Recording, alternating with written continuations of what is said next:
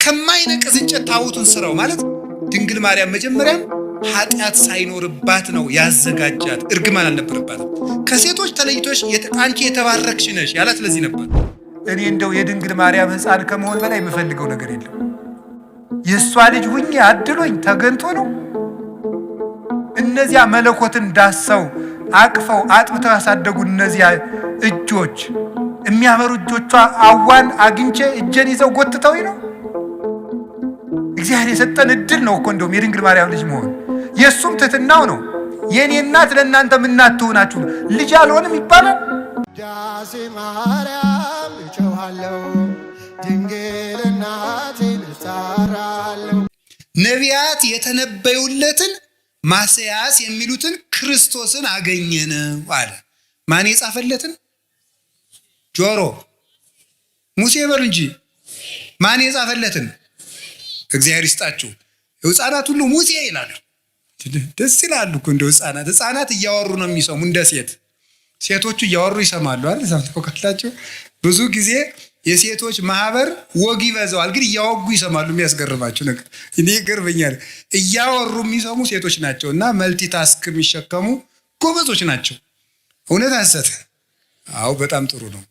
እሺ ለምንድን ነው እያወሩ እንዲሰሙ አድርጎ የፈጠራቸው ብዬ ሳስበው እኔ ብዙ ልጅ ቢንጫጫባቸው የሁሉንም መንጫጫት እንዲሰሙ ነው መሰል እላለሁ። ያኛው እማማ ቢል ሁሉንም ይሰሙታል። እና ደግሞ ሴቶች ማህበር ውስጥ ተቀምጠው እየጠጡ ከውጭ ልጅ ቢያለቅስ የልጃቸውን ድምፅ እያወሩ ይሰማሉ። አይገርማችሁም? በጣም ነው የሚገርመኝ። እኔ እናትነት ትልቅ ነገር ነው። ከቃሉ ጋር ናችሁ። ስለዚህ እግዚአብሔር ታቦት ስራለው። ታቦት እመቤታችን ናት። መጀመሪያ ከማይነቅዝ እንጨት ማለት ምን ማለት መስላችሁ? ከማይነቅዝ ነቀዝ መብላት ማለት ምን ማለት ነው? መቆንቆን መንቀዝ ምንድን ነው? እርግማን ኃጢአት ማለት ነው። ከማይነቅዝ እንጨት ታቦቱን ስራው አለ። የድንግል ማርያም አካሏ እርግማን የሌለበት ነው። አሁን ቅድም ነግሬያቸዋለሁ። ሙሴ ስለሱ የጻፈለትን ኢየሱስን አገኘ ነው አለ። ሙሴ ስለሱ የጻፈለትን ካለ ሙሴ በኦሪት ዘጸአት ኢየሱስ ክርስቶስ አማኑኤል የሚል ስም ተናግሯል? አልተናገረም። ታዲያ ምንድን ነው የተናገራቸው ነገሮች ሁሉ ለማን የተናገሩ ናቸው? ስለ ክርስቶስ በምስጢር የተነገሩ ናቸው። ስለክሙ ከመቦቶን ዘተረክቡ ሕይወተ ዘላለም እማንቱ ሰማይቴ፣ መጻሕፍትን ትመረምራላችሁ በእነሱም ሕይወት የምታገኙ ይመስላችኋል፣ እነርሱ ግን የእኔ ምስክሮች ናቸው አላቸው። ዮሐንስ ወንጌል ምዕራፍ 5 ቁጥር 44 ላይ እንዲህ አላቸው፣ ሶበሰ አመንክምዎ ለሙሴ እማመንክሙኒ ኪያየኒ፣ ሙሴን አምናችሁት ቡኑ ኖሮ ቢሆን እኔንም ታምኑ ነበር። እስመ ውእቱ ጸሐፈ በእንቲአየ፣ እሱ ስለ እኔ ጽፏልና አለ። ዮሐንስ 5:46 ላይ እሱ ስለ እኔ ጽፏልና ሙሴን ብታምኑ እኔንም ታምኑ ነበር አለ። እንግዲህ በሙሴ የተጻፈው ጽሑፍ ሁሉ ለክርስቶስ ቀጠሮ ነበር ማለት ነው። ገባችሁ? ለክርስቶስ ቀጠሮ ነበር። በምንድን? በምስጢር ማለት ነው። በምስጢር እንደዚያ ከሆነ ለምሳሌ ኦሪት ዘጸአት ምዕራፍ 25 ስለ ኢየሱስ ክርስቶስ የተጻፈ ነው። እንዴት ተብሎ ነው የተጻፈው? ታቦት እናቱ ቃል እሱ ተብለው ተጽፈዋል ማለት ነው። እናቱ ታቦት እሱ ደግሞ ቃል ተብሎ ተጽፏል። እንዲህ ብሎ ነው የተጻፈው። ኦሪት ዘጸአት ምዕራፍ 25 ቁጥር 1 ላይ ማይነቅዝ እንጨት፣ እንግዲህ እናቱ ታቦት ናት። በታቦቱ ውስጥ የእግዚአብሔር ቃል አለ። ክርስቶስ ደግሞ ቃል ነው። በቀዳማዊ ሕልውናው ቃል ይባላል። ዮሐንስ ወንጌል ምዕራፍ 1 ቁጥር 1 ላይ በመጀመሪያ ቃል ነበረ ብሎ ቁጥር 14 ላይ ቃል ሥጋ ሆነ እንዳለ ክርስቶስ ቃል ይባላል። ስለዚህ በታቦት ውስጥ ቃል አኑርበት ማለት በታቦት በድንግል ማርያም ማህፀን ቃል ወልድ አድሮ ሥጋን ነፍሶ ስግው ቃል ክርስቶስ ሆነ፣ በተዋሕዶ ራሱን ገለጠ ማለት ነው። ስለዚህ እመቤታችን ታቦት ናት። ክርስቶስ ምን ይሆናል? ቃል ይሆናል። እንደዚያ ከሆነ ቃሉ የሚገባበትን ታቦት የማይነቅዝ እንጨት ይሁን ማለት ድንግል ማርያም እግዚአብሔር የሚያድርባት ስለሆነች የእሷ አካል እርግማን የሌለበት ነው ማለት ነው። የማይነቅዝ እንጨት ነው። መንቀዝ ማለት ብሌት ማለት እርጅና ማለት ምን ማለት ነው? ኃጢአት፣ እርግማን ማለት ነው። ቅዱስ ጳውሎስ ሁለተኛ ቆሮንቶስ ምዕራፍ 5 ቁጥር 18 ላይ እነሆ በክርስቶስ ሁሉ አዲስ ሆኗል፣ አሮጌው አልፏል ብሏል። አሰስሉ ብሁአ ብሉየ አሮጌውን እርሾ አስወግዱት ከመትኩኑ ለሐዲስ ሐሪጽ ለአዲሱ እርሾ ለክርስቶስ ተዘጋጁ ዘንድ አሮጌውን እርሾ አስወግዱ። እስመ ተሰቅለ በፋሲካነ ክርስቶስ ፋሲካችን ክርስቶስ አንድም በፋሲካችን ክርስቶስ በፋሲካችን ዕለት ፋሲካችን መሻገሪያችን ክርስቶስ ታርዷልና ይላል ቆሮንቶስ 5 ላይ ሲናገር። አሮጌውን እርሾ አስወግዱ። ስለዚህ አሮጌ ማለት ኃጢአት ማለት ነው። አሮጌ መንቀዝ ማርጀት ማለት ኃጢአት ማለት ነው። እርግማን ማለት ነው። ሞት ማለት ነው። ከማይነቅዝ እንጨት ታቦቱን ስራው ማለት ድንግል ማርያም መጀመሪያም ኃጢአት ሳይኖርባት ነው ያዘጋጃት። እርግማን አልነበረባትም። ከሴቶች ተለይቶሽ አንቺ የተባረክሽ ነሽ ያላት ለዚህ ነበር። ሉቃስ ወንጌል ምዕራፍ 1 ላይ እንግዲያ ምድር ሁሉ የተረገመ ነው፣ እመቤታችን ግን ለይቶ የተባረክሽ ነሽ አለ። ከወንዶች ሳይል ከሴቶች አለ። ለምንድን ነው? እርግማን የመጣ በሴት ነበረ። በሴት ስለነበረ ሴቲቱ ዓለምን ሁሉ የምትወክልናት። ከሴቶች ተለይቶሽ አንቺ የተባረክሽ ነሽ ሲል ከሰው ዘር በአጠቃላይ ተለይተሽ የተባረክሽ ነሽ ነው። ከማይነቅዝ እንጨት ማለት ይሄ ነው። በወርቅ ለብጠው ምንድን ነው?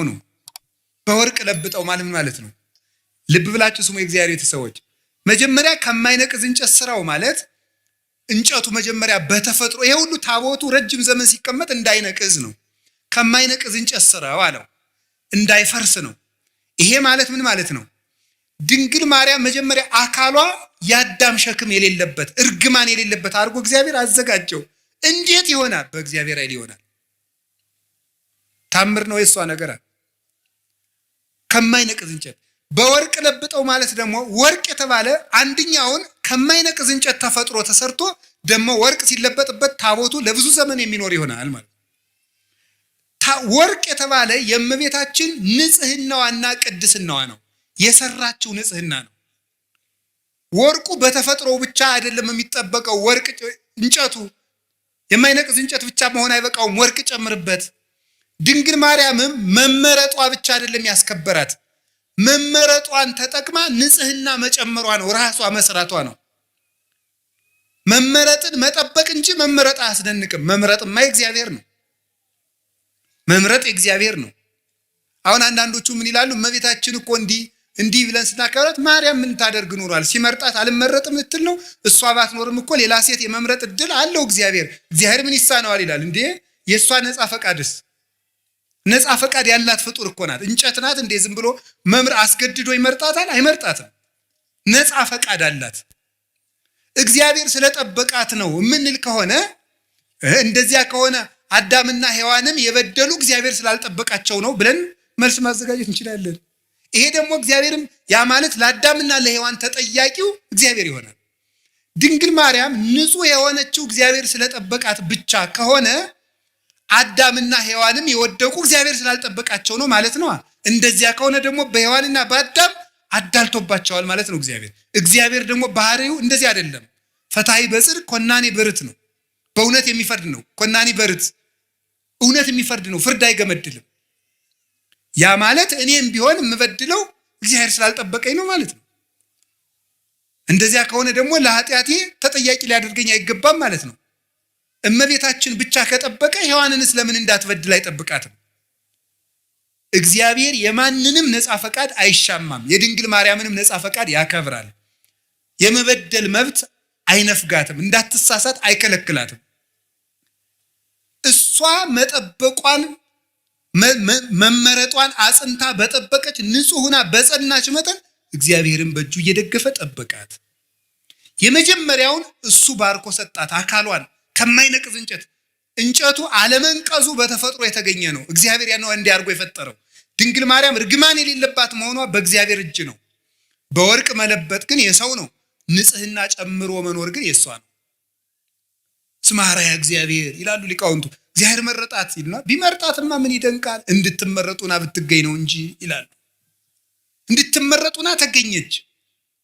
ምርጫዋን ደግሞ አጸንታ ያዘች። ቅዱስ ጳውሎስ መመረጣችሁን ታጸኑ ዘንድ ከፊት ይልቅ አሁን ትጉ ያለን ለዚህ ነው። ስለዚህ እመቤታችን በወርቅ የተለበጠች ታቦት ናት። እስኪ በሉ በወርቅ የተለበጠች በሉ። የማይነቅዝ የሚለው ትርጉሙ ምንድን ነው? አይ እናቶች እንደው ምዕመናን እንደው ደጋግናችሁ እኮ እናንተ። የማይነቅዝ የሚለው ምንድን ነው ትርጉሙ? ለእመቤታችን ሲሆን ኃጢአት የሌለባት ነው። እርግማን የሌለባት፣ እስኪ እርግማን የሌለባት በሉ። ወይም የአዳም ጉስቁልና ያላረፈባት፣ እንጨቱ በተፈጥሮ የማይነቅዝ ነው። እመቤታችንም እግዚአብሔር ሲፈጥራት ከእናቷ ማህፀን ሲለያት እርግማን እንዳይኖር አድርጎ ነው የጠበቃት። አቀባ ጰራቅሊጦስም ከርሰማ ወይ ረኩሰት በምንትንም ዘፈጠራ። እንዴት ሊሆን ይችላል? ከመምጽውር ጽሩየ ገብረ አለ ቅዱስ ዮሐንስ አፈወርቅ። ይሄ እንዴት ሊሳካ ይችላል ካል ወርቅ ከጭቃ እንደሚገኘው ነው አለ።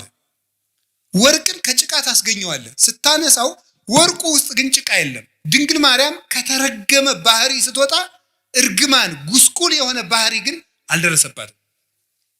አባቶቻችን በብዙ ነገር ተርጉሞ በሾህ መካከል እንደተከበበች ጽጌረዳ ይላል። ጽጌረዳ አበባ እሾሁ መሃል ላይ ናት። እሾሁ ግን የለባትም። ድንግል ማርያም የእርግማን እሾህ ባለበት ዓለም ውስጥ እርግማኑ ሳያርፍባት ወጣች። እንደ ጽጌረዳይቱ መዓዛዋን ብቻ ይዛል። መዓዛ አፏ ከመኮሎ ሁሉ ነገር በሰላም ያለ ቅዱስ ያሬድ ይህን ነው። አንደበቷ እንደ እንኮይ የሚያምር መዓዛውን ይዛ የወጣች እሾሁ ያልተከተላት ጽጌ ሃይማኖት ዘጸገየት በማይከል ሐሰዋክ፣ በእሾህ መካከል አበባ የተገኘች የሃይማኖት አበባ መዓዛ ብቻ ያላት እሾሁ ግን የሌለባት የመካከለኛዋ ውብ ጽጌረዳ እመቤታችን ናት። እርግማን ያልነካት። ወርቁ ግን ራሷ የሰራችው ንጽሕናዋል። ዓይኗ ንጹሕ፣ ጴጥሮስ ተሳሳተ ተብሎ ተጽፏል። ሐዋርያት ተበተኑ ተብሎ ተጽፏል። አብርሃም በደለ ተብሎ ተጽፏል። ማርያም ይህን አረገች ተብሎ አልተጻፈም። አንደበቷ ክርክም ያለ ነውር የሌለባት እውነት ጠባብ ወትሕት ዘልዕቀት በቤተ መቅደስ፣ በቤተ መቅደስ ውስጥ ተቀምጣ መልአክ እያነጋገራት ትዕቢት የሌለባት ትሕት፣ ጥበብን የተመላች እወቁኝ እወቁኝ የማትል ልጇ በሆሳዕና እንኳን እንዲው ግርግር ሰው ሁሉ ሲበዛ እንዴ የአምላክ እናት ፊት አድርጉኝ የማትል በትሕትና። እስቲ እዚህ ላይ እመቤታችን እንዲህ አለች ተብሎ ሰምታችኋል? ሐዋርያት አነጠፉ፣ ገሌ ፊት ሄደ፣ ጴጥሮስ እንዲህ አለ ሲባል እሷ እንዲህ ነኝ የማትል፣ ይሄ አይገባኝም ይሄ ይገባኛል የማትል፣ ስደት አይገባኝም ሳትል የተሰደደች፣ መልካም ነገር ይገባኛል አክብሩኝ የማትል ትሕትናን የተመላች ወርቅ። ትንቢተ ዘካርያስ ምዕራፍ 4 ቁጥር 2 ላይ ነቢዩ ዘካርያስ ርየ ተቃዋመ ማይቶት፣ ዘካርያስ የወርቅ መቅረዝን አይቶት ነበረ። ምን ያለ ዘይትን የተመላ 7 አይጹቅ ያላት 7 ቅርንጫፍ ያላት 7 ቅርንጫፍ ያላት መቅረዝ ዘይት ያለባት ሁለንተሃ ወርቅ ይላል። ሁለመናዋ ወርቅ የሆነ መቅረዝ አየው ይላል። ትንቢተ ዘካርያስ ምዕራፍ 4 ቁጥር 2 ላይ ቅዱስ ያሬድ ይህን ወስዶ ይላል ዘሕዝቅኤል እጹት ምስራቅ ዘዘካርያስ ተቃዋም ዘወርቅ ማርያም ኢቲ ዘውዳሴሃ እሙቅ። የሕዝቅኤል የምስራቅ በር፣ የዘካርያስ የወርቅ መቅረዝ ምስጋናዋ ተቀርቶ የማያልቅ ማርያም ናት ይላል። ሁለንተሃ ወርቅ፣ ሁለመናዋ ወርቅ ነው ማለት ስጋዋ ወርቅ፣ ነፍሷ ወርቅ፣ ህሊናዋ ወርቅ፣ ልቧ ወርቅ፣ ህዋሳቷ ወርቅ፣ ስሟ ወርቅ፣ ሁለንተናዋ ገንዘብ የሆነ ጸጋን የተመላች እጅ እግሯ ገንዘብ የሆነ ናት እመቤታችን። እኛ እኮ እንደው ብዙ የሚጣል ያለን እንደ ዱባ ታውቃላችሁ። በቤተ ክርስቲያን ስርዓት ዱባ ለቤተ ክርስቲያን ስለት አይገባም። አይገርማችሁ? ፍትሐ ነገሥት አንቀጽ 17 ላይ አንቀጸ ምጽዋት ላይ ዱባ ለቤተ ክርስቲያን አያምጡ ይላል። ለምን? ዱባ ብዙ የሚጣል አለው። አያችሁ፣ የሚጣል ነገር የሚበዛባቸው ሰዎች ቤተክርስቲያን አይጉ ማለት ነው። ዱባቱን እሺ፣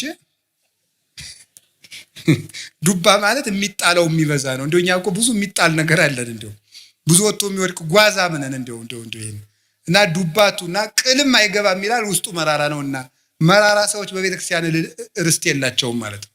መራራ መሆን ክፉ ነው። ስለዚህ እመቤታችን ግን የሚጣል የሌላት አልብኪ ነውር ወይ ምንትኒ በላይሌኪ ኩለንታኪ ሰናይት እንታሃቤ፣ ወዳጄ ሁለንተናሽ ውብ ነው ምንም ነውር የለብሽ ብሏታል ልጇ ሰሎሞን። በወርቅ የተለበጠችው ታቦት ማድረግ አንዳች ነገር ያልተገኘባት የቅድስና ማህተም ያተማት የእግዚአብሔር ከተማ የመሰላሏ ጫፍ ላይ ይላል አይደለም እንዴ? የመሰላሏ ጫፍ ላይ እግዚአብሔር ተቀምጦባት ነበር ይላል። መሰላል እመቤታችን ናት። የመሰላሏ ጫፍ አይምሮዋ ነው። አይምሮዋ ውስጥ ህሊናዋ ውስጥ ከእግዚአብሔር ውጭ ምንም ገብቶባት የማታውቅ እንተ ኢርእያ አይነ ንስር ዲያብሎስ ያልተመለከታት የታጠረች ገነት እጹቅ አዘቅተ ማሕይወት የታጠረች አትክልት የተገጠመች የውሃ ጉድጓድ አዘቅተ ማሕይወት የህይወት ውሃን ያፈለቀች የታተመች የውሃ ምንጭ እመቤታችን ናት። የእግዚአብሔር ታቦት ይሏችኋል ማርያም ናት። 2 ክንድ ከስንዝር ያለው ከአዳም እስከ ኖህ ያለው ጊዜ ነው። እሱ 2256 ዘመን ይሆናል። 1 ክንድ ከስንዝር የሚለው ከኖህ እስከ ሙሴ ያለው ነው 1644 ይሆናል። 1 ክንድ ከስንዝር ቁመት ወርድ ቁመት አቆልቋይ 1 ክንድ ከስንዝር የሚለው ደግሞ ከሙሴ እስከ እመቤታችን 1600 ይሆናል። ይህን ስትገጥሙት 5500 ዘመን። እንዲህ ያለ ታቦት አበጅ ማለት 5500 ዘመን ሲያልቅ የምትመጣ የእግዚአብሔር ማደሪያ ታቦት አለች ማለት ነው። 4 ቀለበት አብጅለት ማለት 4 ቀለበት ማለት አይን፣ ጆሮ፣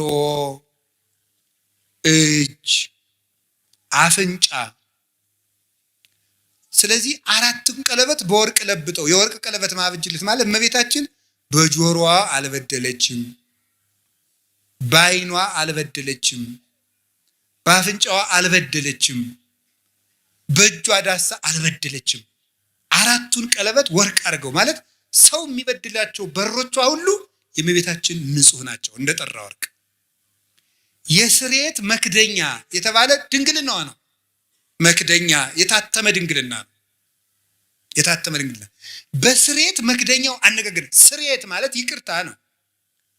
የስርየት መክደኛ ማለት በድንግል ማርያም ድንግልና በኩል እግዚአብሔር ይቅርታን ይዞ መጥቷል። ፈቂዶ ይፈውስ ትዝምደሰብ ተገምረ በማህፀነ ድንግል ታቢዮ ለኩሉ ኃይል እለ በሰማያት ማሂደር ባህርየ ሰብን ነገደ ሰብን ላድን ባለ ጊዜ ከሰራዊተ መላእክት ተሰውሮ በድንግል ማርያም ማህፀን አደረ። እኔ እንደው ማርያም ምን አድርገልኛለች የሚለኝ ሰው ኢየሱስ ነው እንጂ የሚለኝ ሰው እግዚአብሔር ሰውን ላድን ብሎ የት ሄደ ብዬ ነው የምጠይቀው። እግዚአብሔር ሰውን ላድን ብሎ ወደ ማርያም መጣ ነው የማገኘው መጽሐፍ እኮ የሚለኝ። እግዚአብሔርን ሰውን ሊያድን መጣ እንዲህ አለ እኮ ጌታ። እስመ መጻ ወልደ እጓለ እመሕያው ከመ ይህስስ ወያድን ዘተሐጉለ። የሰው ልጅ የጠፋውን ሊፈልግና ሊያድን መጥቷል አለ ማቴዎስ 18 ላይ። የሰው ልጅ የጠፋውን ሊያድን መጥቷል። የሰው ልጅ ክርስቶስ የጠፋውን ሊያድን መጣ። የጠፋውን ሊያድን ሲመጣ ወዴት መጣ? መጀመሪያ ወደ ድንግል ማርያም መጣ። እግዚአብሔር ድህነትን ይዞ ጉዞ የጀመረባት ገብቶ የከተመባት የድህነት ሀገር፣ የፈውስ ሙዳይ፣ የሃይማኖት ከተማ እመቤታችን ናት። ስለዚህ የስርየት መክደኛው ይቅርታ የተገኘበት ድንግልና ያላት የሔዋን ድንግልና ሞት ነበር ያመጣብን። የይቅርታ ድንግልና የማን ድንግልና ይቅርታ አምጥቶልናል? ይቅርታ እኮ ክርስቶስ ነው። ምህረት ክርስቶስ ነው። ጠለ ምህረት፣ የምህረት ዝናብ፣ የምህረት ጠል፣ የምህረት ውሃ፣ የምህረት ፀሐይ፣ የምህረት ብርሃን ክርስቶስ ነው። የምህረት ዛፍ ክርስቶስ ነው። የምህረት ፍሬ ክርስቶስ ነው። እሱን ያስገኘ ድንግልና የድንግል ማርያም ነው። ምህረት የሰጠ ድንግልና፣ ምህረት የፈሰሰበት ድንግልና፣ ምህረትን ዓለም ያሳየ ድንግልና የማርያም ድንግልና ነው። ዝም ብሎ ድንግልና አይደለም። ጓዲድ አብዩቱ ስብሐተ ድንግልናኪ በማርያም ድንግል ፍጽምት በድንጋሌ ስጋ በድንጋሌ ነፍስ ህትምት የምትሆኝ እመቤታችን በክብረ ወሊድ ላይ የተሰጠች ክብረ ድንግልና አብይ ነው፣ ብዙ ነው፣ ገናና ነው ይላሉ ሊቃውንት ውዳሴ ማርያም ሲተረጉሙ። እናንተ ምን አለባችሁ? አይወርዳችሁ፣ አይሞቃችሁ። እናንተ ኳስ ነው የሚደንቃችሁ። እንዲሁ ተጃጅላችሁ ያለቃችሁ ሰዎች ይቅር በሉኝ እሺ። ገሎ ማዳን ዘይቤ ማለት ነው። እሺ ከቃሉ ጋር ናችሁ። እግዚአብሔር ከሁላችን ጋር ይሁን እና ይሄ እስቲ የስርየት የድንግል ማርያምን ድንግልና የስርየት መክደኛ በሉት። በእውነት በሉ በሉ እንጂ የስርየት መክደኛ ያለበት ምክንያት ድንግልናዋ ማህተመ ድንግልናዋ ስላልተፈታ ነው። ስርየት የተባለ ደግሞ ይቅርታን ለዓለም ያወጣ ድንግልና የእመቤታችን ድንግልና። እኔ እውነቴን ነው። አይ ካህናት የታደሉት እመቤቴ ለማኅፀንኪ እግዝእቴ በረከቱ እፈቱ እግዚአብሔር ዘተጸውረ ቦቱ ይላል። እመቤቴ ማርያም ሆይ የማኅፀንሽን በረከት እፈልገዋለሁ፣ ይድረሰኝ የማኅፀንሽ በረከት። እግዚአብሔር ያደረበት ወደዚች ምስራቅ የማይዞር ማን ነው? ፀሐይ ጽድቅ ኢየሱስ ክርስቶስ ወጥቶ የሚያጽደለድልባትን ያችን ምስራቅ ዘወር ብሎ ማየት የማይፈልግ የጨለማው ልጅ ካልሆነ በቀር እሱ ማን ነው? መዞር የሚያሰኘኝ እኔ ወደ እመቤታችን ነው። ወደ እሱ ያልዞርኩ ወዴት ልዞር ነው ዛሬ? የስርየት መክደኛ በስርየት መክደኛው አነጋግርሃለሁ። በሉ በስርየት መክደኛው በሉ እመቤታችን ድንግል ላይ መክደኛው ማለት ታቦቱና ታቦቱ የሚጋጠምበት መግጠሚያው ላይ ነው። ጫፉ የታችኛውና የላይኛው የሚጋጠሙበት መግጠሚያው። ይሄ የስርየት መክደኛ የእመቤታችን ድንግልና ነው። የስርየት መክደኛ የተባለበት የእመቤታችን ድንግልና መጀመሪያ ብቻ ክርስቶስን ወልዶ ያቆም አይደለም፣ ዘላለም ይቅርታን ያሰጣል። ከልጇ ጋር እያስታረቀ እንማጸንበታለን። ባቀፉ እጆቿ፣ በሳሙ ከንፈሮቿ፣ ባዘለ ጀርባዋ፣ በወሰነችው ማኅፀኗ ብለን እንማጸናለን። ዛሬም ይቅርታን ይሰጠናል። ስለዚህ ድንግል ማርያም ማኅፀኗ የይቅርታ ማኅፀን ነው። አነጋግርሃለሁ ማለት ምን ማለት ነው? የድንግል ማርያም ማኅፀን የሃይማኖት መስበኪያ ነው። የሃይማኖት ምስክር ነው። የእምነት መግለጫ ነው። ወትሜህሮሙ ሰጊደ ለስሉስ ማህያዊ፣ ለማህያዊ ሥላሴ ስግደትን የምታስተምርላቸው ናት። ድንግል ማርያም እምነትን የምትገልጥ ናት እንጂ እምነትን የምትጋርድ አይደለችም። እመቤታችን ዘላለማዊ ድንግልና ነው ያላት። የስርየት መክደኛው አይፈታም። ለምንድን ነው የማይፈታው? አካላዊ ቃል ነው የገባበት። የእግዚአብሔር ቃል ነው ያደረበት። ለምን ሲባል እግዚአብሔር የሚነጋገርበት የስርየት መክደኛ ነው። ያ ማለት የድንግል ማርያም ማኅፀን የእምነት ሰባኪ ነው። እንዴት ነው የሚሰብከው? ሳትወልድ ድንግል ናት። እስኪ ሳትወልድ ድንግል በሉ። ስትወልድ ድንግል በሉ። ስትወልድ ድንግል በሉ። እሺ፣ ከወለደች በኋላ ድንግል በሉ። እስኪ እንደገና ደግማችሁ ንገሩኝ። ያው ሶስቱንም ንገሩኝ እንጂ። እሺ፣ ከወለደች በኋላ ይሄ ማለት ምን ማለት ነው? በስርየት መክደኛው ምን እልሃለሁ ነበር ያለ? ዘብዛባ ሁኜ እንዳይመስላችሁ። እሺ፣ ነገርን ከነገር ለማገናኘት ነው የምደግመው። እሺ፣ በስርየት መክደኛው ምን አረጋለሁ ነው ያለው? የስርየት መክደኛ ያልነው በሐዲስ ኪዳን ሲተረጎም ምንድን ነው? የእመቤታችን ምንድን ነው? ድንግልናዋ ነው። የስርየት መክደኛ። ስርየት የተባለ ይቅርታን የሰጠ ክርስቶስ ከማን ስለተወለደ ነው? ከእመቤታችን ስለተገኘ። እንደዚያ ከሆነ ሳትወልድ ምንድናት? ድንግል በሉ። ቀጥሉ። ስትወልድ፣ ከወለደች በኋላ ለምን በሉ እንጂ። ምን ያደርጋል ይሄ ስትሉ፣ ለልጇ ምስክር ስለሚሆን። ምን? ኢየሱስ ክርስቶስ ሳይወለድ አምላክ በሉ፣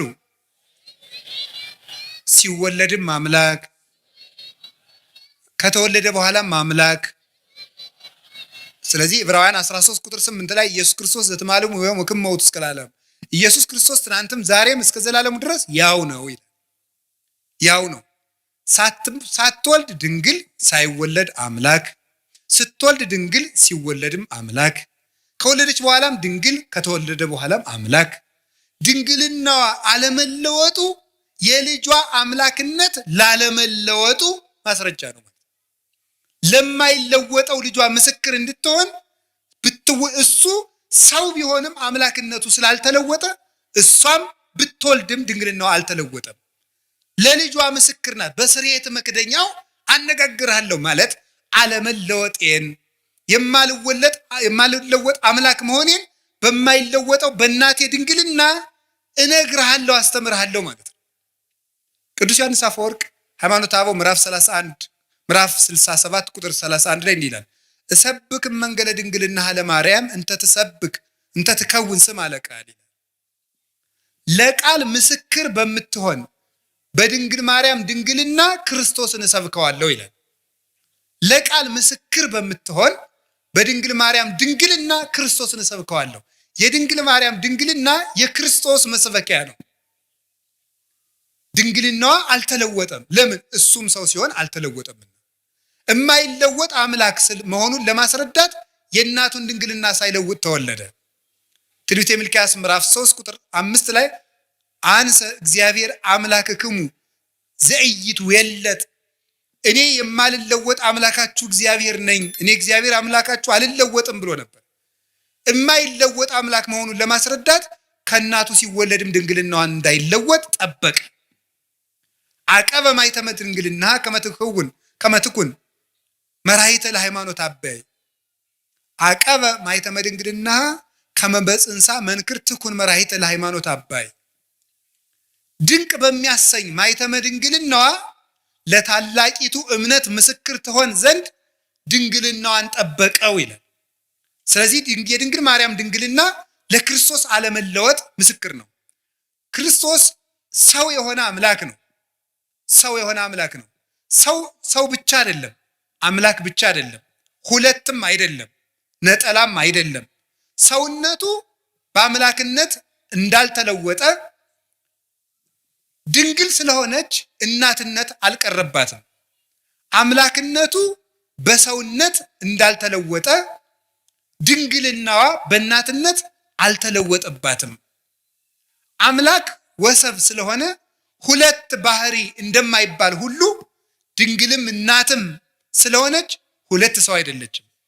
እናቱ አንድ ሁና ድንግልም እናትም እንደሆነች ክርስቶስ አንድ አካል አንድ ባህሪ ሲሆን አምላክነቱ በሰውነት ሰውነቱ በአምላክነት ያልተለወጠበት በተአቅቦ የሚኖር በተዋሂዶ ክብሩን የገለጠ ስግው ቃል ወልድ ዋሕድ አምላክ ወልደ አምላክ ይባላል። እንግዲህ ከገባችሁ ይግባችሁ፣ ይገባችኋል፣ ደግሞ ይገባችኋል። ይዛችሁታል? እሺ። ድንግል ማርያም ድንግል ናት በሉ። እሺ። እናት ናት በሉ። ክርስቶስሳ አምላክ ነው በሉ። ሰው ነው በሉ። ደግሞ ድንግል እናት ግን ሁለት ናት። ክርስቶስ አምላክ ነው፣ ሰው ነው፣ ሁለት ነው አይደለም፣ አንድ ባህሪ ነው። ስለዚህ የተዋህዶ ምስክር ናት ማለት ነው። የተዋህዶ ምስክር እንድትሆን ድንግልናዋን የጠበቀበት ምክንያት ለዚህ ነው። ስለዚህ እግዚአብሔር በዚህ ነግሮናል። ትንቢተ ሕዝቅኤል ምዕራፍ 44 ቁጥር 2 ላይ ድንግል ማርያም ድንግል ሆና የኖረችውና በዘላለም ድንግልና የቀጠለችው ድንግልናዋ ያልተለወጠው ለምንድን ነው ብትሉ፣ አንደኛ ለልጇ ምስክር እንድትሆን ነው። አሁን ባልኳችሁ የልጇን አለመለወጥ እንድትመሰክር፣ የልጇን ተዋሂዶ እንድትመሰክር፣ ለልጇ ምልክት እንድትሆን። ትንቢተ ኢሳይያስ ምዕራፍ 7 ቁጥር 11 ላይ እግዚአብሔር ይውበክሙ ትእምርተ፣ እግዚአብሔር ምልክት ይሰጣችኋል፣ ድንግል በድንግልና ጸንሳ በድንግልና ትወልዳለች፣ ስሙንም አማኑኤል ትለዋለች አለ። ማቴዎስ ምዕራፍ 1 ቁጥር 23 ላይ በነቢይ የተነገረው ይፈጸም ዘንድ ስሙን አማኑኤል በለው፣ ድንግል በድንግልና ትወልዳለች፣ ስሙም አማኑኤል ይባላል የተባለ ይፈጸም ዘንድ አለ። እግዚአብሔር ምልክት ይሰጣችኋል፣ ድንግል ትወልዳለች አለ። ድንግል ማርያም ዘላለማዊ ድንግልና ከሌላት ምልክትነቷ ምንድን ነው? ምልክት የሆነችው እኮ ዘላለማዊ ድንግልና ስላላት ነው። ያ ምልክት የተፈጸመባት ድንግል ደግሞ እመቤታችን እንደሆነች ወንጌላዊ ነግሮናል። ስለዚህ ድንግል ማርያም የማይለወጥ ዘላለማዊ ድንግልና አላት። ለምን? ምስክር እንድትሆን፣ ምልክት እንድትሆን፣ ለሃይማኖት ማስረጃ እንድትሆን። ወዲህም ደግሞ ለምንድን ነው የማይገባባት ሲባል ሌላ ባል አላገባችም፣ ሌላ ልጆችን አልወለደችም። ለምን? የኃያላን አምላክ እግዚአብሔር ስለገባባት። ሕዝቅኤል ምዕራፍ 44 ቁጥር 4 ላይ እንደተነገረው የሰራዊት ጌታ እግዚአብሔር ገብቶባታልና ሌላ አይገባባትም፣ ተዘግታ እጹታ ትነብር ለዓለም፣ ለዘላለሙ ታትማ ትኖራለች። መልስ ለምን? እግዚአብሔር ስለገባባት። እግዚአብሔር ስለገባባት። አንዳንዶቹ ምን ሊሏችሁ ይችላሉ? አረ ትንቢተ ሕዝቅኤል ምዕራፍ 44 እኮ ስለ ማርያም የሚመለከት አይደለም ይላል። አይድረስ እኮ ነው እናንተ ደንቆሮና እንትን አሉ እንዴ! ብልህና ጅል ተከራክረው አሉ፣ ጅል አሸነፋሉ።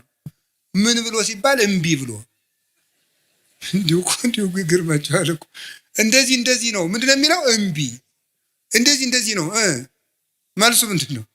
አይደለም። እንዴት ብሎ አይደለም ይባላል? እንዲሁ እኮ ይገርማል። እንዲሁ ምን ይሻላቸዋል? እንዲሁ ድንቁርና እንዲሁ ነውር ነው። ድንቁርና እንዲሁ ጥበብ ቤቷን ሰራች እንደተባለ ጥበብ ድንቁርና ቤቷን ሰራች፣ 7 ምሰሶም ማቆመች ያስብላል። እነዚህ እኮ ነውር ነው። ስለ እመቤታችን አይደለም ለማለት ምንድን ነው ማስረጃ? አንድ እኮ እንዲሁ የመጽሐፍ ቅዱስ መንፈሳዊ ሕይወት አለ። በስነ ጽሑፍም ቢሆን ሕግ አለ። አንድ በስነ ጽሑፍም እኮ እንዲህ ነው ለተባለ ባለሙያዎቹ ሐሳብ ሲሰጡበት ነው። ባለሙያዎቹ ሐሳብ ይሰጡበታል። ሙያ አለው እኮ። ሲያውን እኔ ብድግ ብዬ እኔ ስፔሻሊስት ዶክተር ነኝ ብል ምን ትላላችሁ? ይሄ መነኩስ ያበደ አትሉም? እንደዚህ እኮ ነው ያላችሁ። ሙያ አለው ነው። ባለሙያውን ነው የምትጠራ። መቼም ኩላሊ ልብ ሳስበው በግራ ጡት ዝቅ ብላ ነው ያለች። እስቲ ኦፕሬሽን ላድርግ አይባልም። ሳስበው ተብሎ ስራ አለ የለም። ባለሙያ ያለው የትኛው አካል የት ቦታ እንዳለ የሚያውቅ፣ የትኛው ጥቅስ ለየትኛው እንደሆነ የሚያውቁ፣ ለዘመኑ የቀረቡ፣ ለጉዳዩ የቀረቡ፣ ለእግዚአብሔር የቀረቡ ሶስቱንም የሚያሟሉ አባቶች ማርያም ናት ብለው ነግረውናል። ሶስቱንም የሚያሟሉ ለዘመኑም ቅርብ የነበሩ በመጀመሪያው ክፍለ ዘመን፣ በሁለተኛው ክፍለ ዘመን፣ በሶስተኛው ክፍለ ዘመን፣ በአራተኛው ክፍለ ዘመን የነበሩ እነ ቅዱስ ኤፍሬም፣ እነ ቅዱስ ቄርሎስ ነግረውናል። እነ ቅዱስ ኤራቅሊስ ነግረውናል። ማርያም ናት የሕዝቅኤል ምስራቅ ብለው ቅዱስ ያሬድ ነግሮናል። ሊቁ ለእግዚአብሔር የቀረበው ለዘመኑ የቀረበው 6ኛው ክፍለ ዘመን የነበረው ሰማይ ድረስ ሂዶ ዜማን ቆንጥሮ ያመጣው እሱ ነግሮናል። አንተ የት ቤት ነህ እንደው ማን? ስለዚህ ለዘመኑ ቅርብ ናቸው፣ ለጉዳዩ ቅርብ ናቸው። መጻሕፍትን ጥሬ ቆርጥመው እግዚአብሔርን በሱባኤ እየጠየቁ የተማሩ ናቸው። ለእግዚአብሔር ቅርብ ናቸው። ሽንገላ ክዳት የሌለባቸው ሊቃውንት፣ ሐዋርያውያን አበውን የተከተሉ ሊቃውንት ማርያም ናት፣ የምስራቂቱ በር ማርያም ናት። ደሞስ ምን ይጎልባታል ብትባል ዮሐንስ 8:12 ላይ እኔ የዓለም ብርሃን ነኝ አለ። እሱ የዓለም ብርሃን ከሆነ ልጇ እመብርሃን ብትባል ምንድን ነው ኖሩ? በዚያውም የዓለም ብርሃን ኢትዮጵያ ናት የምትሉ ሰዎች አርፋችሁ ተቀምጡ። ኢትዮጵያ የዓለም ብርሃን የሚባል የጅል ስብስብ ነው። የምሬን ነው። የዓለም ብርሃን ክርስቶስ ነው እንጂ ኢትዮጵያ የዓለም ብርሃን ሆናም አታውቅም አትሆንምም። የዓለም ብርሃን ማን ነው? ክርስቶስ በሉ። የዓለም ብርሃን ማን ነው? ክርስቶስ ነው። ኢትዮጵያ የዓለም ብርሃን አይደለችም። ማን ነው ያላችሁ እንደዚህ? ከቤተ ክርስቲያን ሰውን ለማጥፋት የሚዘየድ ስብስብ ነው። ብር ካጣችሁ ነግዱ። እኔ እውነቴን ነው። ነግዱ፣ ስሩ። እንዲህ እውነቴን ነው። የኢትዮጵያ ሰው ብር መናቅ ይወዳል፣ ስራ መናቅ ይወዳል። ብር ደግሞ ለ2,000 ብር ይላል። ወይ ጥጋ እንዲው እናንተ እንዴ! አንዳንዱ ደግሞ ኩራት ራት ነው ይላል። እንዲው ከመጨለት ወዲህ ነው ራቱ ነው የሚያውቁ ኩራት። እንዲው እስቲ ቅመሰው። እንዲው እየኮራ 3 ቀንጠኛና እንዲው ሲለበልብ ታገኘዋል። እንዲው እውነቴን ነው። ስሩ ልቅ ኩራት ራቱ ነው ያውቅ። ሲራክ ምን አለ? 3 ሰዎች ነፍሴን አበጻጯት አለ። ሴሰኛ ሽማግሌ፣ ንፉግ ባለጸጋ እና ትዕቢተኛ ድሃ እንዲሁ ነፍሴን አበሳጯታል። ሁላችሁ እሱ ነው ነገር ስሩ። ዝም ብላችሁ እኛ ኢትዮጵያውያን ምንም የሚጠቅም ነገር መስራት፣ መጽደቅ፣ መፎከር ምንም አያመጣም። መስራት፣ መጽደቅ፣ መልካም መሆን። ኢትዮጵያውያን መልከኞች፣ ሰራተኞች እንኳን የእግዚአብሔር መጽሐፍ እነ ሄሮዳትስ የታሪክ ጸሐፊዎች ሁሉ ምንድን ያህል ኢትዮጵያውያን ማለት ጨዋታ የሚያውቁ ጥበብ የሞላባቸው ቤታቸውን ከመንገድ ዳር ሰርተው በሞት የብሉልኝ ይጠጡልኝ የሚያውቁ ሰውነታቸውን የሚያድሱበት የጠራ ውሃ ያላቸው መቼም እሱ ጸበል አይለን ነገር የተባረኩ ሕዝቦች ናቸው ተብሎ ተጽፎልናል። ያንን ነው መጠበቅ። ስለዚህ እንዲሁ ሲታጣ አሁን የሥራ መፍጠሪያ ሃይማኖት እየሆነ ስነ ስርዓት ያዙ። የዓለም ብርሃን ክርስቶስ ነው። እመብርሃን ደግሞ ድንግል ማርያም ናት። እመብርሃን እንዲሁ አንተ ወንጌል ምን አለ? አይን ምቀኛ ነው እንዲህ አለ። እንዲሁ አይን ምቀኛ ነው ወይ? ልጇ ብርሃን ከሆነ እናቱ ደግሞ ማለት እናት ነው። እመብርሃን ማለት የብርሃን እናት ነው። እንዲሁ ያማሃል። እመብርሃን ማለት ምንድን ነው የሚቸግርህ? ልጇ ብርሃን ነኝ አለ። እንደወለደችው ደግሞ ነገረው ያው ወንጌል። እንዴት እመብርሃን አትላትም? ምቀኝነት እኮ ነው። ራእይ ድረስ ነው። እንዲሁ በማይደረስበት ይቀናል እንዴ? ትባሸቃላችሁ እንዴ? ጠላት ከፈለጋችሁ ሰይጣን አለላችኋል እንዴ? እሱን አትሰላለፉትም? እንዲሁ ማርያም ምን አደረገቻችሁ? ምሕረት አዝላ በመጣች። ስለዚህ የእግዚአብሔር ቤተሰቦች እመቤታችን የብርሃን እናቱ የፀሐይ ጽድቅ እናት ናት። ስለዚህ ለምንድን ነው ድንግል ማርያም ዘላለም ድንግል መሆን ያስፈለጋት ሲባል ቅድም እንዳልኳችሁ ለልጇ ምስክር እንድትሆንና እግዚአብሔር ስለገባባት ነው። በእግዚአብሔር ዙፋን ፍጡር አይቀመጥም።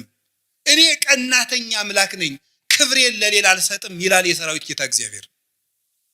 እግዚአብሔር የገባባትን ማህፀን፣ እግዚአብሔር የተቀመጠበትን ዙፋን ማንም ይቀመጥበት? እስቲ በሉ እንደው አሁን የቀበሌ አስተዳዳሪ በወረዳ አስተዳዳሪ ወንበር ይቀመጣል? እስቲ ሂድና ሞክራት። አሽሮ አሽሮ ይለቃል። የለም አይፈቀድም። እንዲሁ መጠንን ታውቆ ነው። እሟይ አቅምሽን አልሙ ያልም ያሉ አሉ አይደል ቄሴ።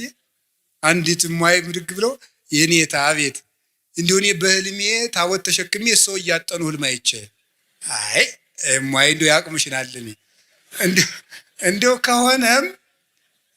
ከሆነም እኔ ታቦት ተሸክሜ እንዲሁ አንቺ ብታጠኝ ይችላል። እንዲሁ ባይሆን ያም አይሆንም እኮ እንዲሁ ያም አይሆንም።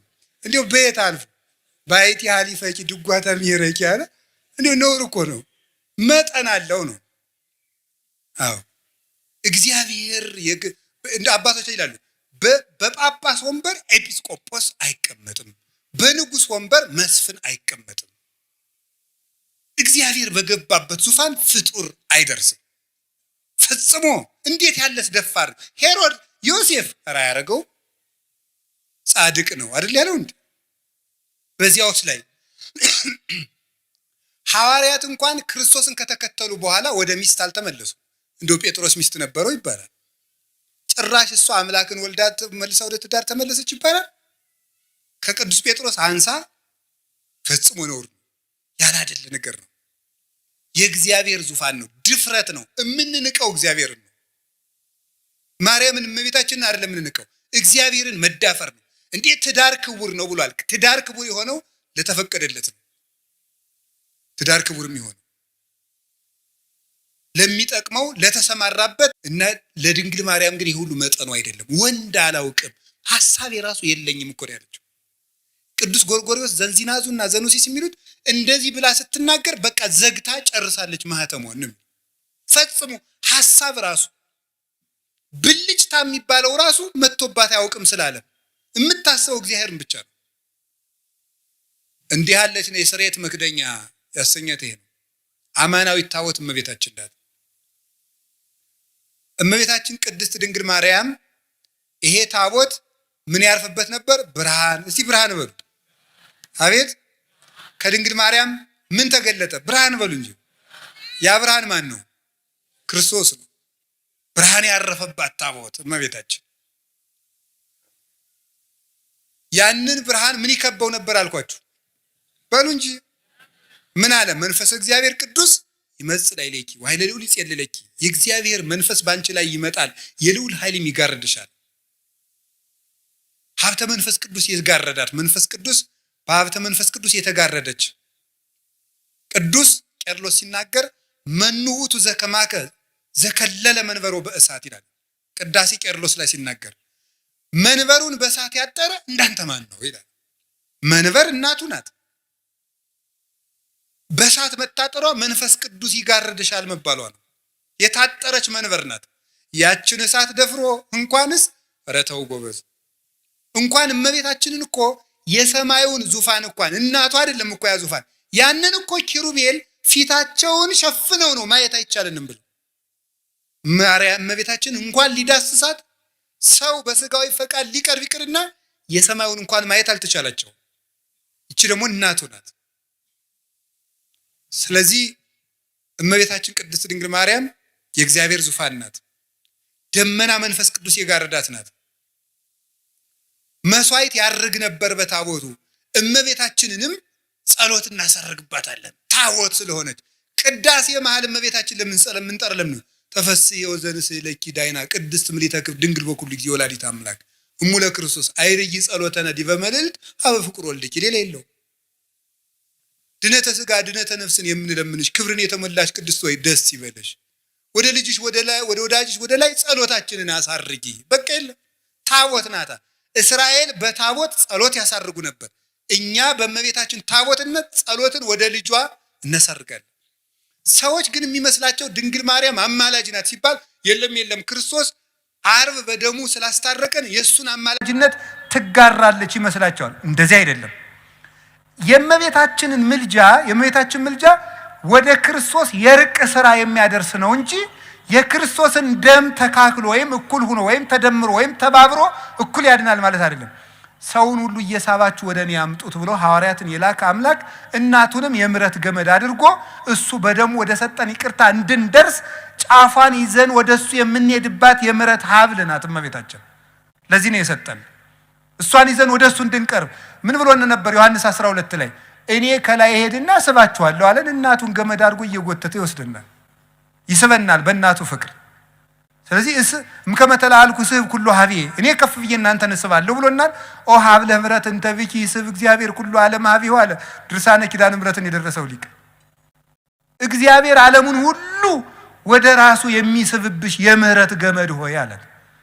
እግዚአብሔር ዓለምን ለመሳብ የላካት ገመድ ናት። ልጇማ በደሙ ያጠበን ያነጻን ቅዱስ አካላዊ ቃል ነው። ስለዚህ እመቤታችን ምዕራገ ጸሎታችን ናት። ታቦቱ እንደሚያሳርግ ያ ጸሎት ያ ታቦት የመንገድ መሪ ነበር ብያቸዋለሁ። ታቦቱ ሲነሳ ይነሳል። እመቤታችን የክርስትና ምልክቱና መንገድ ትመራለች። ድንግል ማርያም ልጅ ለሚያሳድጉት ምልክት ናት። ተርባ ተጠምታ ልጅ በማሳደግ እናቶች ልጅ እንዴት እንደሚያሳድጉ አሳይታለች። የመናንያን ምልክት ናት። በዓት የምታጸና 12 ዓመት ከበዓት የኖረች አንደበቷ ክፉ የማይወጣው ማርያም ግን ይህን ሁሉ በልቧ ተጠብቀው ነበር ተብላ የባይታውያን ደግሞ ባይታዊት ርግብ የባይታውያንና የመነኮሳት ምልክት በበረሃ በመኖር የሰማይታት ምልክት በመሰደድ የመንገዳቸው መሪ የተባለች ታቦቷ እስራኤል ከግብፅ መውጣታቸው ክርስቶስ እኛን ከርግማን ማውጣቱ ነው። 40 ዓመት የሚጓዙት ጉዞ ደግሞ ጌታችን ኢየሱስ ክርስቶስ ርግማንን ከደመሰሰልን በኋላ እኛ በዚህ ዓለም የምንኖረው ኑሮ ነው። የክርስትና ጉዞ ነው፣ የበረሃው ጉዞ። በበረሃው ጉዞ ውስጥ ያለችው ታቦተ ጽዮን በዚህ ዓለም ወደ ክርስቶስ መንግስት በምናደርገው ጉዞ መንገዳችን የምትመራ ምልክት እመቤታችን ናት። ምልክትነቷ አንደኛ በህይወቷ በማስተማር ምሕረትን ከማርያም ይማሯል፣ ትዕግስትን ከማርያም ይማሯል። እያንዳንዱ እንዳላብራራላችሁ ይመሽበናል። ጸሎትን ከሷ ይማሯል፣ ደስታን ከሷ ይማሯል፣ ድህነትን ከሷ እንማራለን። ድህነትን ማለት ድሃውና ማታማርር ራሷን ድሃ ያደረገች ትህትናት የተመላች። ስለዚህ ትምህርት ናት ራሷ እመቤታችን፣ ራሷ ወንጌል ናት። ስለዚህ እመቤታችን የመንገዳችን መሪ ናት። እየጸለየች ምልክቱና እጃችን ይዛ ይኸውላችሁ። እኔ እንደውም ይታየኛል እንደው አንዳንድ ጊዜ ሳስባት እመቤታችንን እና ልጅን የምትመራው ማን ናት? አቤት እናቶች ትንሽ ልጅ አስከትለው ሰፈር ሲሄዱ አይታችኋል? እንዴት አድርገው ነው የሚሄዱ? ምኑን ይይዙታል? አቤት እጁን ይዘው ድንኩል እያደረጉ ይዘውት ይሄዳሉ።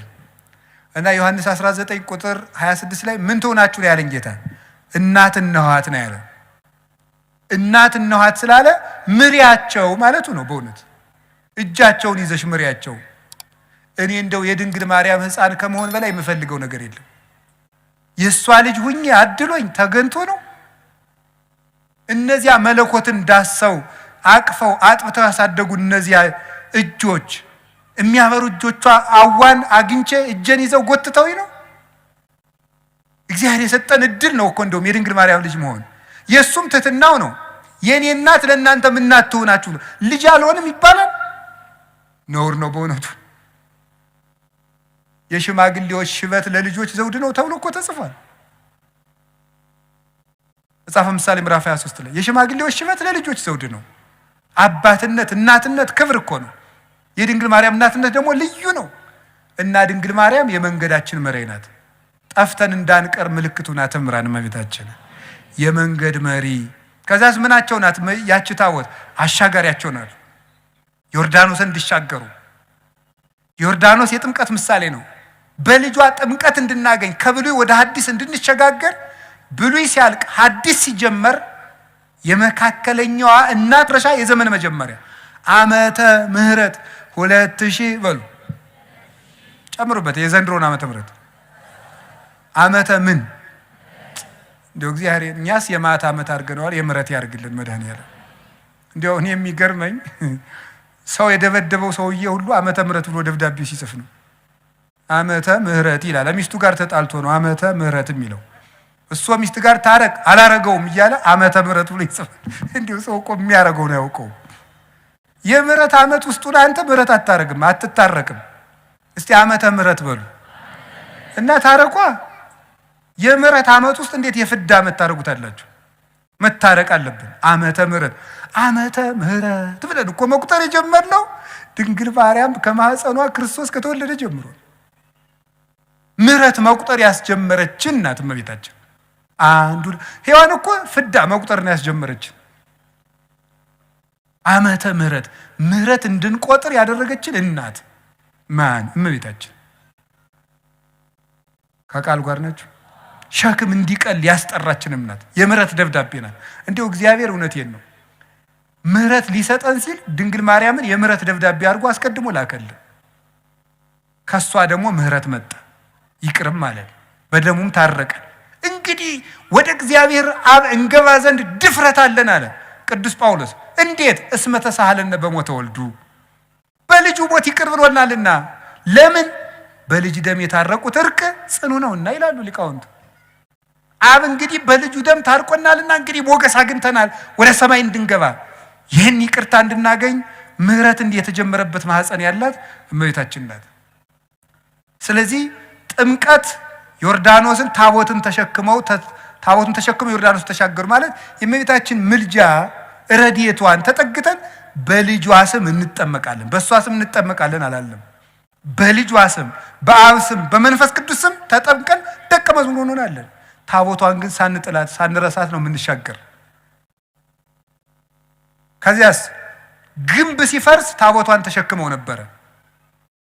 ግንብ ሲፈርስ ታቦቱን ተሸክመው የሚያፈርሰው እግዚአብሔር ነው። እግዚአብሔር እንዲያፈርሰው ግን እልልታውን የሚያቀርቡት ታቦቱን ተሸክመው ነው። አሁን እዚህ ቅዳሴ ላይ ምን ይላል ካህኑ? ስብሐት ወክብር ለስሉስ ቅዱስ ይደሉ። መልሱ እንጂ እንደዚህ እያደረገ ቤተ ክርስቲያኑን ምን ይለዋል? ይዞራል አይዞረውም? ይዞረዋል አሉ ሕፃኑ። ምን እንደሆነ እኮ አይገባቸውም ሕፃናት፣ ግን እኔ እንዲሁ ይገርሙኛል። ይዞራል አይዞረውም? ዙሮ ሲጨርስ ምን እያለ ይገባል መሰላችሁ? መጨረሻ እናንተ አሰሙትም እንጂ ግዕዝ እንዲሁ ይገርማል። ጀርመን እንግሊዘኛ ግዕዝ በፒኤችዲ ትሰጣለች። እናንተ ደህና ዋላችሁ አታውቁም እዚህ ተቀምጣችሁ። እና ዙሮ ሲጨርስ እንደዚህ አጥኖ ዙሮ ሲገባ ምናል እግዚአብሔር አምላኬ በከማናል ከጥቅማ ለኢያሪኮ በሄደ ኢያሱ ገብርከ ወልደ ነዌ ከማዋንል ጥቅማ ኃጢአቴ ወኃጢአቶሙ ለኩሎሙ ሕዝብከ ይላል። አቤቱ ፈጣሪ እግዚአብሔር ሆይ በባሪያህ በኢያሱ እጅ የኢያሪኮን ግንብ እንዳፈረስክ በእኔ በባሪያህ እጅ የሕዝብህን የኃጢአት ግንብ አፍርስ ይላል። አጥኖ ሲገባ ነው። እዚያ መቅደሱ ሲገባና ተፈሥሒ ማርያም ምልዕተ ጸጋ ታቦቱን ተሸክመው አይደል ግንቡን የዞሩት? ተፈሥሒ ማርያም ምልዕተ ጸጋ ይላል። እግዚአብሔር ምስሌኪ ግንቡን የሚያፈርሰው እግዚአብሔር፣ የሚዞሩ ግን እልልታውን የሚያቀርቡት በታቦቱ። ኃጢአታችን ይቅር የሚለን የሚደመስስልን ልጇ ክርስቶስ ይቅር በለን ብለን ጸሎታችን የምናሳርግባት ታቦት እመቤታችን የኃጢአታችን ግንብ እንዲፈርስ ተሸክመናት የምንዞራት ታቦታችን ናት። የሚያፈርስልን ግን ልጇ ነው። ይቅር የሚለን እሱ ነው። ከዚያት ርስት ይዘዋት የገቡ ታቦት እስቲ በሉ ርስት በሉ። ስለዚህ እመቤታችን መንግስተ ሰማያት ይዛን የምትገባ ታቦት ናት። ያችኛይቱ ርስት የመንግስተ ሰማያት ምሳሌ ስለሆነች ዳጎንን የቀጠቀጠችው ታቦት ተሰዳ ዳጎንን የቀጠቀጠች ማለት ድንግል ማርያም ተሰዳ ዲያብሎስ እንዲቀጠቀጥ በልጇ ታቦተ ጽዮን ያንን ዳጎን የቀጠቀጠችው በላይዋ ላይ በተጻፈው የእግዚአብሔር ቃል ነው። ድንግል ማርያምም አካላዊ ቃልን አዝላ ወደ ግብጽ ወደ ኢትዮጵያ ተሰዳ ዲያብሎስ በልጇ ኃይል እንዲቀጠቀጥ አድርጋለች። አሸንፋ የተመለሰች ማለት ሄሮድስም ሙቶ ዲያብሎስ ተነስቶ አሸንፋ በስደት ዲያብሎስን አሸንፋ የተመለሰችው ታቦት በአቢዳራ ቤት እንደባረከች 3 ወር ኤልሳቤጥን ተገኝታ የባረከች ዳዊት እየዘለለ እንዳመሰገናት ጽንስ እየዘለለ ያመሰገናት ማናት? ይቺ እመቤታችን መጨረሻት በወርቅ የተለበጠች ናትና ታቦቱ አይነቅዝም። በወርቅ የተለበጠ ነውና በሉ ታቦቱ ምን አይልም? ምን አይልም? መጀመሪያ ምን የማይል እንጨት ነበር፣ ኋላ በምን ተለብጧል? ስለዚህ ይነቅዛል። እመቤታችን መጀመሪያም እርግማን ሳይኖርባት ነው የፈጠራት። ኋላም ራሷ አልበደለችም። ሞት ደግሞ የኃጢአት ደመወዝ ነው። ሮሜ ምዕራፍ 6 ቁጥር 4 ላይ የኃጢአት ደመወዝ ሞት ነው ይላል። እመቤታችን ደግሞ አልበደለችም። ስለዚህ ሞት በእመቤታችን ላይ ስልጣን የለውም። ስለሌለው እመቤታችን አርጋለች። ለምን? ታቦት ስለሆነች። ታቦት ከማይነቅዝ እንጨት። ለምን? ሞት የመጣ በኃጢአት ነው። አዳም መሬት ነህና መሬት ግባ መሬት ተመለስ የተባለው ስለበደለ ነው። እሷ ደግሞ ከዚያ በደል ነፃ ናት። ራሷም አልበደለችም። ስለዚህ የሞት ርስት በድንግል ማርያም ላይ የለም። ስለሌለም ታቦት ናትና ተነስታለች። የእግዚአብሔር ታቦት ስለሆነች። ለዚህ ነው መዝሙር 131 ላይ ተንስ እግዚኦ ውስተ ዕረፍትከ፣ አቤቱ አንተ ወደ ዕረፍት ተነስ፣ ወደ ዕረፍት ተነስ፣ አንተ ወታቦተ መቅደስከ፣ አንተም ተነስ፣ የማደሪያ ታቦት ማርያምም ትነሳ። ስለዚህ ቅዱስ ዳዊት ምን አለ? ታቦት ናት አለ። ቅዱስ ጳውሎስ ደግሞ ምን አለ? ሊቀ ካህናት ክርስቶስ የገባባት ደብተራ ድንኳን ናት አለ። ዕብራውያን ምዕራፍ 9 ቁጥር 12 ላይ ወክርስቶስ ከወይኖ ሊቀ ካህናት ለእንተ ትበጽሕ ሰናይቱ በውስተ ትኄይሶተ አቢ ደብተራ እንተ ኢገብራ እደ ሰብእ። ክርስቶስ ግን ሊቀ ካህናት ሆኖ ሲመጣ የሰው እጅ ወዳልሰራት መቅደስ ገባ ይላል። ሊቀ ካህናት ሆኖ ሲመጣ ደብተራ፣ የሰው እጅ ወዳልሰራት፣ ደብተራ ማለት ድንኳን ነው። ደብተራ ብላችሁ ሰው አትሳደቡ። ደብተራ ማለት ድንኳን ማለት ነው። እሺ፣ እንዲሁም ትርጉም የሌለው ነገር እኮ የምታወሩት። ደብተራ ማለት ድንኳን ማለት ነው። ምን እያላችሁ ነው? እንዲሁ ይገርማል። ሰማችሁ? እንዴ ግዕዝ እኮ ነው። የማታውቁት ልም ታወራላችሁ። ደብተራ ድንኳን ማለት ነው። ድንኳን ድንኳን ደግሞ የኦሪቲቱ ቤተ መቅደስ ናት ደብተራ የተባለች። ከዚያም እመቤታችን ናት። የሰው እጅ ወዳልሰራት መቅደስ ገባ አለ። ልብ ብላችሁ ስሙ። በብሉይ ኪዳን መቅደሱ ይፈርሳል። ለምን በሉ? የሚሞት ሊቀ ካህናት የሚያገለግልበት መቅደስ ስለሆነ። ክርስቶስ ግን ዘላለማዊ ሊቀ ካህናት ነው። ሞት በሱ ላይ ስልጣን የለውም። እነዚያን ሞት እስመ ይስዕሮሙ ሞት፣ እነሱን ሞት ይሽራቸዋል። ዕብራውያን 7:25 እስከ 27 እነሱን ሞት ይሽራቸዋል። እሱን ግን ሞት አይሽረውም። ክህነቱም የዘላለም ነው።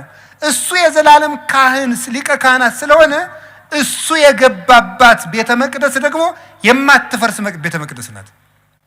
እሱ የባረካት ታቦት ናት። ስለዚህ ሊቀ ካህናቱ እንደማያልፍ ሁሉ ክርስቶስ የዘላለም ሊቀ ካህናት እንደሆነ እሱ የገባባት መቅደስም የዘላለም መቅደስ ናት። መቅደስ እንተ ይትትነሰት ደብተራ ፍጽምት ዘጳውሊ ዘይገብራ ወማይደሩ በጽድቅ ዘገብራ ካህሊ። ለሰራት ላዘጋጃት ሁሉን ለሚችል ለሱ ማደሪያው የሆነች የቅዱስ ጳውሎስ ፍጽምት ድንኳን ማርያም ናት አለን ቅዱስ ያሬድ። አባቷ ዳዊት እየዘመረላት፣ የልጇ ሎሌ አባቷ ዳዊት እየዘመረላት ፈለሰት ዘይበሊ ሀበዘ ይበሊ፣ ከሚፈርሰው ወደማይፈርሰው ዓለም አረገች። ለምን? ፍጽምት ድንኳን ስለሆነች፣ እማትፈርስ መቅደስ ስለሆነች፣ እማትነቅዝ ታቦት እንጨት ስለሆነች፣ በወርቅ የተለበጠች ስለሆነች ያቺ ታቦት ታየች። ቅዱስ ዮሐንስ ወንጌላዊ በራእይ የእግዚአብሔር ታቦትን አየዋት ያለን ታቦት እቺ ነበረች። ድንግል ማርያም ከሞት የተነሳችው ለምንድን ነው ከተባለ ታቦት ስለሆነች፣ የእግዚአብሔር ታቦት ስለሆነች ተነሳች። ያችኛይቱ ታቦት ትማረካለች፣ እንዲህ ትላለች። ለምን? የሚሞት ሊቀ ካህናት የሚያገለግልባት መቅደሱ ይፈርሳል። የሚሞት ሊቀ ካህናት ይችሳ ኦ መቅደስ እንተባቲ ተክህነ እግዚአብሔር ብቻ ለገባባት መቅደስ አንክሮ ይገባል ይላል ኤራቅሊስ ሃይማኖተ አበው ምዕራፍ 49 ላይ ሲናገር እግዚአብሔር ብቻ ላገለገለባት መቅደስ አንክሮ ይገባል። እግዚአብሔር ብቻ የገባባት መቅደስ ድንግል ማርያም ናት። ወደ እሷ ገባ አገለገለባት። እሱ ብቻ የገባባት ናት። ሌላ አይገባባትም። ሞትም ሊደፍራት አይችልም። ስለዚህ የሰው ልጅ መሆኗ እንዲታወቅ የልጇን አዳኝነት ቤዛነት መከተል ስላለባት እሷም ነፍሷ ከስጋዋ ተለይቶ ሞትን ቀምሳለች፣ ግን ተነስታለች። ስጋዋን የማፍረስ ስልጣን ከማይነቅዝ እንጨት የተቀረጸውን ታቦት ነቀዝ የመብላት ስልጣን እንደማያገኝ ወርቁ እንደሚከለክለው ሁሉ እግዚአብሔር መጀመሪያ እርግማ እንዳይኖርባት ስለጠበቃት ንጽህናም ስላለ ሞት የሷን ስጋ መድፈር አይችልም፣ አፈር ሊበላው አይችልም። ስለዚህም ተነሳች። ተነስታም ዮሐንስ ወንጌላዊ ታቦት ስለሆነች አየኋት አለ። አይ ታቦት ናት ያችማ ስንል ደግሞ ያቺ ታቦት ሰው ናት ብሎ ነጥቆች አለ። ራዕየ ዮሐንስ ምዕራፍ 12 ቁጥር 1 ላይ በሰማይ ታላቅ ምልክት ታየ፣ ብእሲት ተተለብስ ፀሐይን የለበሰች ወርቃ የተገኘ ጨርቃ ከእግሯ ስር ያለች ከዋክብት በርሳ በራሷ ላይ ከዋክብት ያላት ሴት አየች አለ። ዮሐንስ 11 ላይ ታቦት አየዋልና 12 ላይ ሴት አየዋል። ያችም ማናት? ፀሐይን የለበሰች ናት። እንግዲህ ያው ፀሐይ ማን ነው? ክርስቶስ። ክርስቶስን ስለለበሰች ደግሞ ሞት በሷ ላይ ስልጣን የለውም፣ ትንሣኤ ልቡና ስለተነሳች። እንግዲህ የሁላችሁ እዚያ አካላዊ ቃል ያደረባት ጸሎታችን የምታሳርግ ድንግልናዋ የሚያስተምር ብርሃን የሰፈረባት እዚያ አካላዊ ቃል ያደረባት ጸሎታችን የምታሳርግ ድንግልናዋ የሚያስተምር ብርሃን የሰፈረባት ደመና መንፈስ ቅዱስ የሚገባት መንገድን የምትመራን የምታሻግረን የኃጢአታችን ግንብ እንዲፈርስ የምታማልደን ርስት የምንወርስባት ሞት በሷ ላይ ስልጣን የሌለባት በክብር ያረገች እናት የእግዚአብሔር ታቦት ይሏቸዋል። ማርያም ናት። ስብሐት ለእግዚአብሔር። ይቆያል።